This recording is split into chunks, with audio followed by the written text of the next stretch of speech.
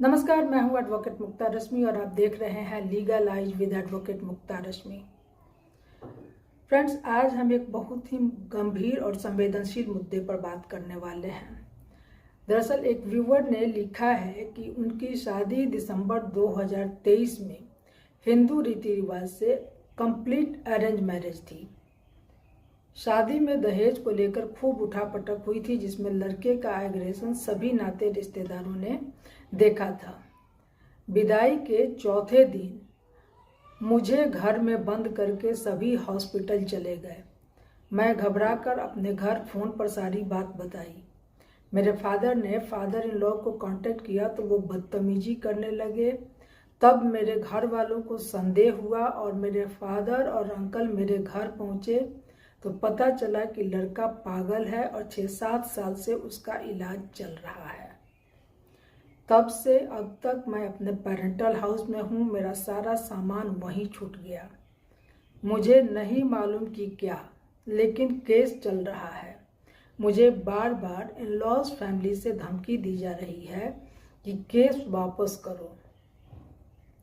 मुझे डर है कि कहीं वो लोग कुछ बड़ा षड्यंत्र न रच दें, लेकिन मेरे फैमिली मेंबर्स कुछ भी सुनने को तैयार नहीं हैं। उधर इन लॉज न तो साथ रखने को तैयार हैं, न डिवोर्स देने के लिए तैयार हैं। इधर वकील साहब कह रहे हैं कि केस वापस नहीं हो सकता, नहीं तो झूठा केस करने के आरोप में तुम्हारे साथ साथ पूरे परिवार को सजा हो जाएगी। मैं क्या करूं, कुछ समझ में नहीं आ रहा है। मन करता है आत्महत्या कर लूं। कृपया मुझे कोई उपाय बताएं, मैं बहुत परेशान हूं। अगर आप भी ऐसी स्थिति में हैं तो यह वीडियो आपके लिए है, आपके लिए बहुत उपयोगी सिद्ध हो सकती है। कृपया वीडियो अंत तक देखें।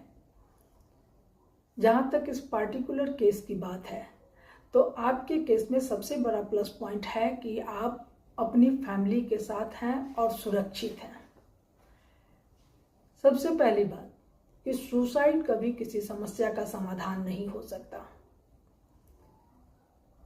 आज भले ही आपकी लाइफ एक चुनौती बन गई है, आपका फ्यूचर बुरी तरह प्रभावित हो चुका है, लेकिन आपको सब इससे उबरना होगा और अपने आप को खुद संभालना होगा। आपने कहा कि आपके मामले से संबंधित कोई केस पेंडिंग है, तो सबसे पहले आपको पता करना होगा कि उस केस में आपके गार्जियन की ओर से क्या एलिगेशन लगाए गए हैं और क्या आपके इन लॉज ने कोई काउंटर केस भी फाइल किया है। रही बात पागलपन की, तो अगर आपकी शादी में यह छुपाया गया कि वह लड़का मानसिक रूप से विकृत है, बीमार है, और शादी के बाद आपको इस सच्चाई का पता चला, तो यह धोखाधड़ी आईपीसी सेक्शन 420 जो अब बीएनएस सेक्शन 318 हो गया है, और विश्वासघात आईपीसी सेक्शन 406 के तहत एक पनिशेबल ऑफेंस है। Hindu marriage act section 12(1)(c) के तहत आप इस शादी को शून्य घोषित करने का मांग कर सकती हैं। सेक्शन 12(1)(c) कहता है कि यदि कंप्लेनेंट या उसके गार्जियन का कॉन्सेंट बाय फोर्स और फ्रॉड ऑब्टेन किया गया है तो मैरिज डिसॉल्व हो सकता है।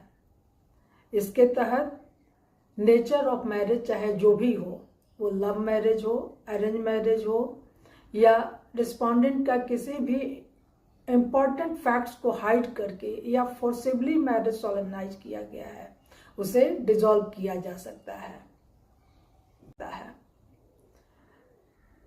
तो डिवोर्स नहीं देने वाली बात से घबराने की जरूरत नहीं है। अगर आपको आपके ससुराल वालों की तरफ से किसी तरह की धमकी मिलती है तो यह आईपीसी सेक्शन 506 और सेक्शन 509 के तहत एक गंभीर अपराध है। अगर आपको ससुराल से कोई धमकी दे रहा है कि केस वापस ले लो वरना अंजाम बुरा होगा, तो यह आईपीसी सेक्शन 506 और सेक्शन 509 के तहत एक गंभीर अपराध है। आप प्रूफ इकट्ठा करें और पुलिस में इसकी शिकायत दर्ज करें। तुरंत एफआईआर दर्ज कराइए या महिला आयोग से संपर्क कीजिए। आप 181 महिला हेल्पलाइन नंबर या 1091 पर कॉल करके मदद मांग सकती हैं, लेकिन इसके लिए आपको कुछ जरूरी बातों का ध्यान रखना आवश्यक हो जाएगा। आपको किसी एक अनुभवी क्रिमिनल या फैमिली लॉयर से सलाह लेना होगा। अगर धमकियां और तनाव की वजह से आपका मानसिक स्वास्थ्य प्रभावित हो रहा है तो आप किसी अच्छे साइकोलॉजिस्ट या काउंसलर से सलाह ले सकती हैं। अगर आप या आपके कोई जानने वाले इस तरह की स्थिति में हैं तो डरे नहीं, कानूनी मदद लें और अपने अधिकारों के लिए लड़ें। अगर इससे संबंधित आपका कोई प्रश्न है तो कमेंट बॉक्स में लिखकर सीधा संपर्क कर सकते हैं। अगर यह वीडियो उपयोगी लगी तो कृपया लाइक करें, शेयर करें और मेरे channel legal eyes with advocate Mukta Rashmi को सब्सक्राइब करें।